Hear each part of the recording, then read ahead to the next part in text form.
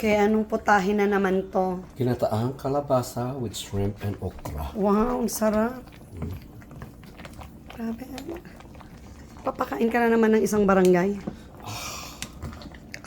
That makes me happy. Yan si Henry, parang palaging nagpapakain ng isang barangay.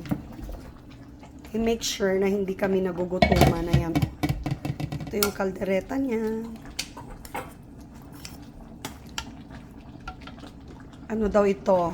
Halong kambing and beef. Sarap. Ngayon, ito naman. So, anong isusunod mo? Yung ampalaya. Ampalaya, ginisang ampalaya na may Pork at saka itlog. pork, eggs, Ano and hiway pa natin yun kamatis. doon? So okay na yun. Okay na yan, marami na yan. Okay, sige. 2:18 in the afternoon.